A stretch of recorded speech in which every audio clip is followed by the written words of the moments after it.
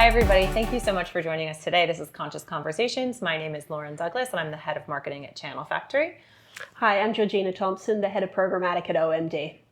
Hi. Hi, Georgina. Thank you Hi. for joining me. Thank you for having me. I'd love to start with tell me what you do and a little bit about your background. Definitely. So I am the head of programmatic at OMD, one of Omnicom's agencies. Yeah. And I started in programmatic, but over the years, many years, it's really developed a lot from what I kind of started in it as. Okay. I sort of definitely fell into it. I don't really know many people back then who aimed to go into programmatic. Right. But it was really a lot along the lines of how we use technology to buy display ads at the time. Okay. And throughout the years, it's really just sort of using that technology in a more evolved way to buy a lot more things. Okay. So different types of things besides display. So CTV and Video. social and video. Okay. Exactly. Cool. So it's using the technology to access the inventory and sort of make different decisions around what we want to buy a lot quicker. Okay. That makes a ton of sense. So, and you do this at a large scale for many large clients. I do. Yes. Okay. Cool. Yep. How did you get into media? Because it is a very specific and niche skill set that you have developed. It is. It's a funny question because I didn't actually intend to get into media. Yeah. I was looking to get more into sort of the finance world. Okay. And as I was interviewing around, this interview came up around a concept called programmatic. At the time, I had no idea what it was. Okay. But all the skills that required for it was the exact same as what you kind of needed in a finance world. Okay. You needed to know numbers. You needed to kind of be able to use Excel. Still didn't really know what it was when I was interviewing for it. But as I kind of went through that process, learned more about it, it just kind of sounded like a much more fun version of that. Okay. So I figured, why not check it out and just developed from there. Cool. So you weren't like a 10-year-old that was like, I need to work in digital media. No, That came unfortunately later. not. Okay. It all developed naturally. Okay, cool. Well, I would love to know like just a little bit about you at work. Do you, do you oversee a team? Do you think about coaching? How do you think about coaching? Obviously, you're a female in programmatic. There's not a ton of females in programmatic. So like, how do you sort of, help bring other women along for the ride? And is that something that's important to you? Definitely. Great question too. And sort of, I'm very lucky in my role where I have a lot of dotted line reports. So we have a lot of client teams and I help the programmatic people on those teams. Okay. They've still got their sort of account structure. Yeah. But I work a lot with them to kind of make sure they have everything they need from a learning perspective, subject matter expert perspective. And then I've also got a small team that supports me as well. But I really do kind of like helping mentor and bring a lot of the people up because it's sort of, like I said, I fell into this. Yeah. So it's always fun to kind of see people at different stages of their career discovering different pieces of it and picking it up. And I think just where programmatic is now, it's so broad. It's sort of, it's buying. Yeah. And you could be an audio person, a video person, and you could be in programmatic. So it's really kind of cool to just work with people, especially when they're more junior, to understand what they actually want to do. Yeah, what they're interested in. Speaking in English, what do you want to do? Yes. And that'll translate somewhere along. And that's really spanned to meeting a lot of cool people in programmatic, but also in social. Okay. And a lot of that sort of working with a lot more junior people is sort of not only just in the agency, but also at the platforms we work with. Yep. Because a lot of those platforms are rapidly developing really quickly. Yeah. Who knows what news article will come out tomorrow that will throw a lot of sort of pivots into the works. So it's interesting to hear their perspectives there as well. And they're going through these fast-paced changes that I think everybody in digital media has done at one time, especially programmatic. Yeah. So I enjoy kind of helping them figure out what they want to do. Cool. Yeah. That's awesome.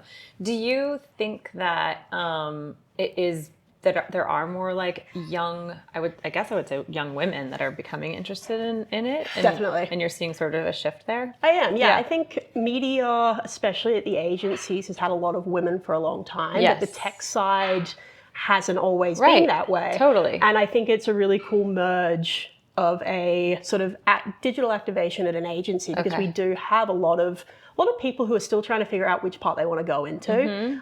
So it's really cool to sort of have different options, whether it be different accounts. Yeah. Are you a CPG type person? You like auto, you like this, you like that. And they can kind of discover the different types of digital activation, or they can try it out and say, you know what, programmatic was cool, but not for me. I'm going to go into social, or I'm going to go into search. Yeah. So I think it's a really sort of safer way to try it out. And I think that's a good entryway for a lot of women in tech to really kind of say, I like this, I get it, I want to do it, and develop from there. Yeah, we were meeting this summer with, there's a Women in Programmatic group that was started in London. Very Have you heard cool. about this? I haven't. So they started WhatsApp. Okay.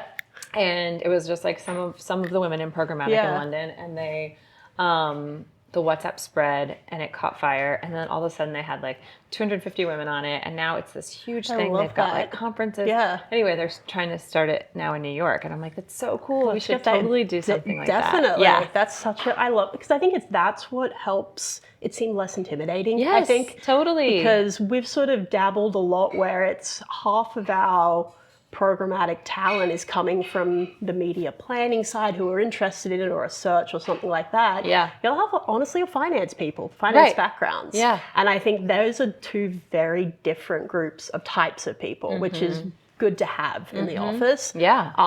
It's entertaining, Yeah. to say the least. Cool. But I think it's definitely something that, that's cool. We need it. Yeah, I love that. I guess I wanted to ask you, obviously you're on the media agency side, and then there's sort of the creative agency side where they're coming up with the ads. Yep. What do you sort of, are you getting tighter with that side of the world? Are they merging together? Is there sort of a confluence of media and creative more as we sort of progress?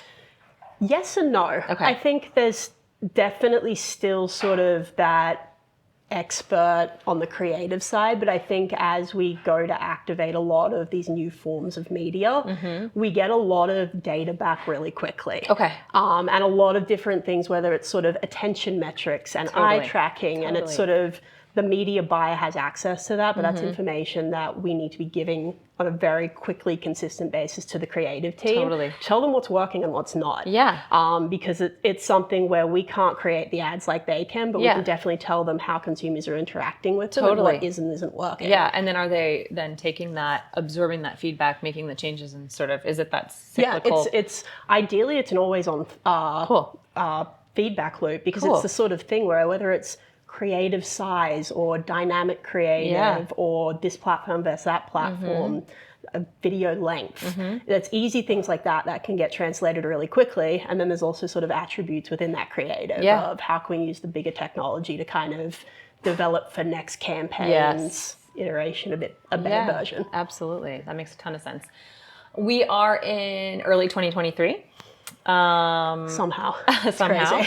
I wanted to just get a sense from you. What are you excited for this year?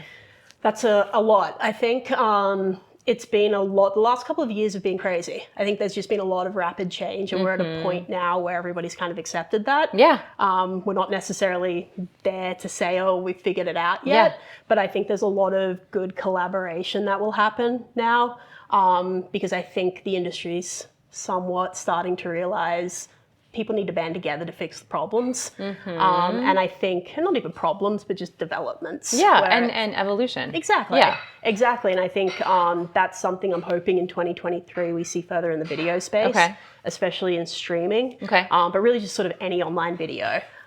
Everything around how we buy it, how we measure it, how we count it. Everything tied to that, because I think as we work with our clients, it's less, let's buy this, let's buy that. It's who are we trying to reach? How are they consuming their media? And it's not one thing. It's someone's watching a TV screen, but then they've got to get up to commute and then transfer that show or that video to their phone. Exactly. Yeah. So it's more of understanding who we're trying to reach and what's their day look like. Yeah, absolutely. And also, how do they go about it? Like, I have been really taken by TikTok. Yep. I'm just like, it's dangerous. Bad, it's dangerous for me, but it's so specific to the things that I care about. Yep. And I find myself buying a lot of things because I saw it on TikTok. I think I would probably do the same thing in a CTV environment. Yep. I love the fashion on Emily in Paris. Yep. Right? Maybe I want her coat or her hat or whatever. Yep. Are we going to get to a point where that's more tied together? Great question. Definitely. I think that's what CTV's been really, really interesting and cool to me, at least in the last couple of years. And I think we're starting to see the really cool ideas people had maybe a year and a half ago come to a scalable reality here, where it's really using it sort of CTV is playing with condensing the funnel because video's always been that awareness play, but with things like interactive ads, QR codes, shoppable units, it's I can watch Emily in Paris, that can pop up, I can click on it and buy it straight away. Totally. And it makes that whole journey of having a consumer consider the product and then purchase it go a lot quicker. So I think it's something that's only going to keep developing, and the ones who are doing it right and in a smart way are going to, I think, see a lot more value out of their media investment. They're going to be able to do a lot more than they used to do. Yeah, absolutely. That makes a ton of sense. What about, is there any innovation or trend that you're kind of looking forward to in this? It can be even in media or even just like in life. In life, that's a bigger question. Let me think. I mean, personally, I really over the last couple of years have got a lot into really interest in the video space. So I think going back to that, and I think it's sort of, to your point, the trends of like you spoke about with TikTok, how it's sort of, it can quickly become morphed into what you want, and it's really sort of educational, entertaining, shopping, you name it. I think it's going to be really interesting to see the trend, how that sort of trend can get applied to the industry. Because like you said, if you're sitting on TikTok, but you can then quickly go to YouTube and you go to your TV screen, how are those all going to come together? And can they? And maybe they can, I don't know. But and I think that's sort of solving that and doing that the right way, I think will be a really cool output as we go through this year and onwards. Yeah, totally. So I was just talking to another Aussie, David Shingy, and we were talking about niche as mass, and his sort of thesis is mass media is probably not going to work anymore in the way that you can just buy a 35 to 54-year-old woman on the East Coast anymore and have that work as well as it once did, because we're all so different and we are all so nuanced and we all exist in these niche, interests. Are you thinking about that as a programmatic buyer? I mean, I know you do think a lot in terms of audiences and who am I trying to reach and how do I reach them?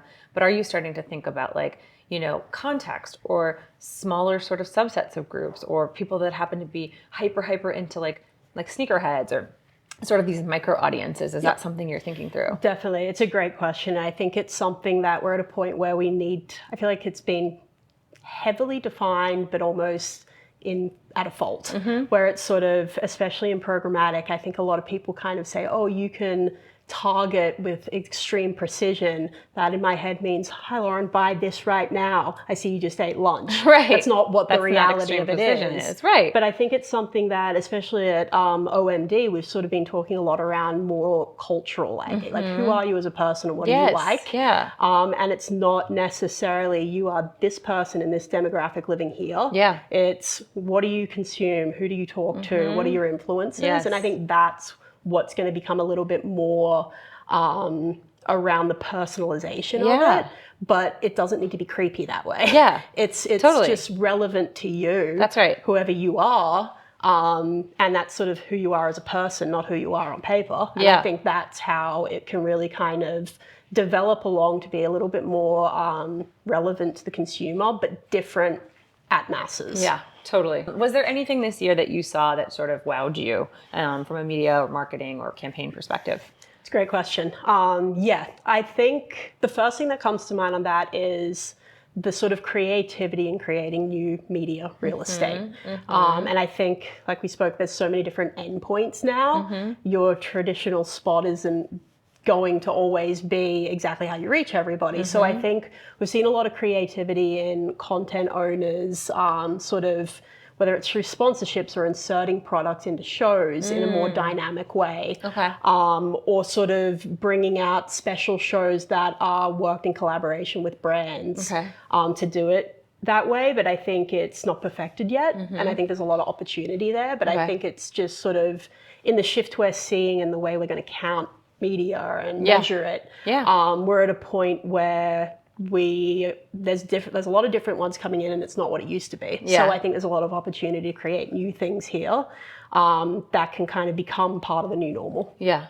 Absolutely. Georgina, do you have a piece of advice that you go back to pretty often or give to other people that's pretty prescient in your life? And I'll just give you an example. For me, it's I had somebody tell me once, like, you can either be right or you can be successful. And I think about that all the time because it's like, what's the value of being right if you're not successful and you've pissed everybody off? So anything like that you would like to share? Yeah, it's a good question. And I sort of, first thing that comes to mind is something that I wouldn't have realized would have been that advice, but I actually, now that you say it, I remember saying it to people earlier on, and I think it's sort of, especially within digital media, it's actually understand what you're doing. Learn the few layers deep of the platform you're using, the data you're using, what you're doing, because I think you only need to learn it once, and then things become a lot easier when you're understanding what's going on. Totally. So it's sort of, if something's not working, rather than shipping it off to somebody to fix, still get the help, but start to understand why things are happening. You don't be curious. Exactly. Be curious. That's a much better, easier way to put it. And I think that without realizing it, has helped a lot, I think, throughout my career. It's just sort of at the start, I had to learn how the thing worked because it was newer. You couldn't look it up on the internet. And I think just sort of having that knowledge, you get a lot more confident when you're talking to a client because you actually understand what you're talking about. Totally. You're not reliant on a platform or a partner to constantly give you the answer. So I think curiosity and just understanding what you're doing. Yeah, I think that makes a ton of sense. I try when I'm hiring to see if I can get a sense for someone's curiosity or their hunger or their ability to even Google things. You know, which goes back to curiosity. Definitely. But it's hard to find that in the upfront. So is that something you sort of search for when you're looking for candidates? Definitely. I think just sort of, like I said, like we could wake up tomorrow, there could be a headline that makes our industry completely different. Totally. You never know what's going to happen. And I think just having people who can think on their feet, get creative with how to find an answer. Realize it doesn't have to be perfect. It just has to be moving. It's a huge thing. And I think that and enthusiasm, I'll hire a person with that over a person with skill set or the background. Exactly. 100%. I'm with you 100%. Cool. Thanks so much for talking about trends 2023, what you're excited about. We had a really good conversation. I appreciate you. Likewise. Thanks for it. It's been fun. Was it a ripper? It was absolutely a ripper. Great time. Had by all. Thanks, Georgina.